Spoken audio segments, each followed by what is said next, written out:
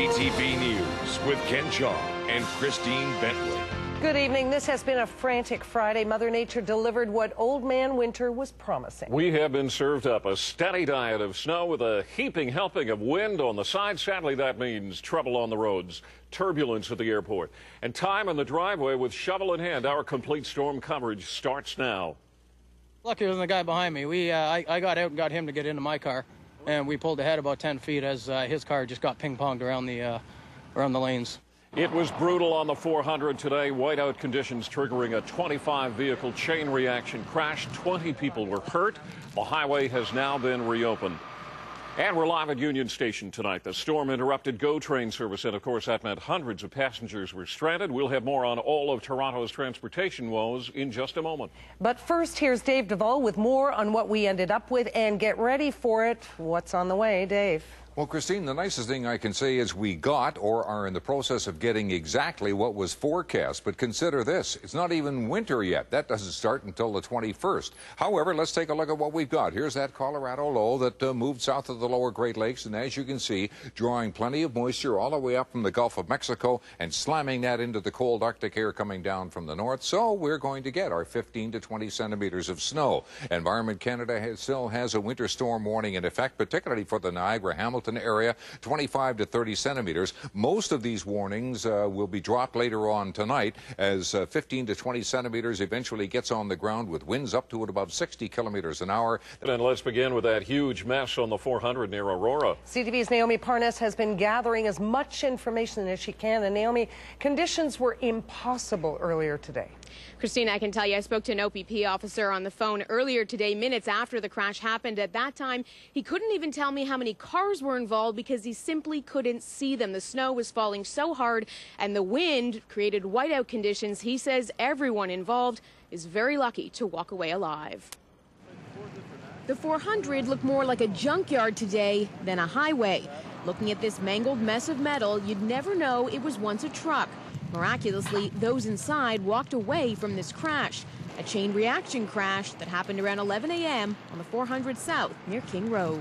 We were sliding. We just managed to stop before we hit it, and then the transport hit us from behind. Police say it all started when a truck jackknifed. There was zero visibility at the time, and the blowing snow made the roads treacherous. As drivers slammed on the brakes, they slammed into each other.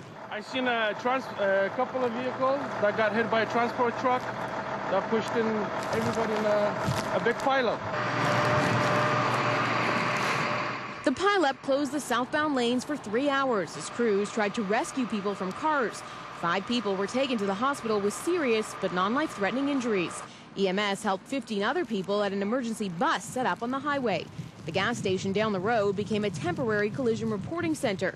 That's where we found Blair and his smashed-up vehicle. Well, there's a bunch of trucks stopped up ahead, and so I stopped, pulled over to the left lane, and within about a minute, cars started hitting me from behind. The Good Samaritan then saved this man's life.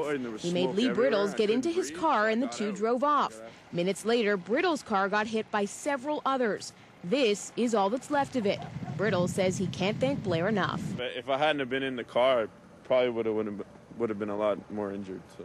Sergeant Dave Woodford says today's crash could have been avoided. And people driving past me as if they're indestructible out there, and you just got to slow down, have some sense. He says slowing down is the best way to make sure you make it home alive.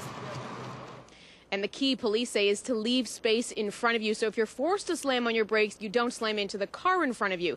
They also say you have to drive to road conditions, which means taking it slow and taking your time. Now, as for that crash on the 400, Sergeant Dave Woodford tells me it's very likely charges will be laid. Reporting live, I'm Naomi Parnas. Now back to the desk. Thanks, Naomi. Now let's get a live look at what's happening right now on our road. CTV's Chris Eby is in our newsroom monitoring traffic on all the major routes. And Chris, what are you seeing out there? Christine, no other way to put it, it's brutal out there. The roads are covered with snow and increasingly ice, and they are slick. In some cases, the conditions are downright treacherous. We want to give you a look right now at some of the major routes with the help of our Ministry of Transportation cameras. And let's take it from west to east. Let's start in the west end at the 401 and the Etobicoke Creek. I'll just punch it up here. As you can see, not too much traffic. The headlights are heading eastbound, taillights heading westbound. A lot of snow on the road. A little further east, the 401 at Avenue Road. As you can see, there are a little more traffic there, a little slower heading eastbound. Again, not too bad heading westbound, but a lot of snow on the road again. Let's take you north of the city now to the 400 north of Finch. You can see there the headlights are heading northbound. Not too much traffic heading southbound into the city. And let's go to the east end now, the 401 at McCowan. Quite a bit of snow there, as you can see on the roads. Once again, traffic, the headlights there heading east, not too bad heading west. One last camera we want to show you. This is the Don Valley Parkway, just south of the 401. This is the taillights are heading down into the city. Much more traffic, as you can see, heading north. So let's talk people power. CTV's Austin Delaney is at Yonge Dundas Square tonight looking for any happy campers. Austin, how goes it? Oh, it goes, yeah, it goes. You know, it'd go a whole lot better if you spent the day indoors. I didn't know. I was outside battling the storm with other people, and this is how it went. It was not one of those pretty snowfalls. The wind howled and the snow felt razor sharp on the face as it blew across this city. You don't look happy about this. It's really cold. And it wasn't easy to get around on the sidewalks. Walking along the side streets wasn't much better. Just try driving up a hill today. Not fun at all. Getting stuck everywhere I go, pretty much. Most drivers simply gave up, halfway up, and turned around. The lucky ones got a push. But through all this, we marched on. Some of us, like the mailman, had no choice. You know what they say, nothing stops the mail, right?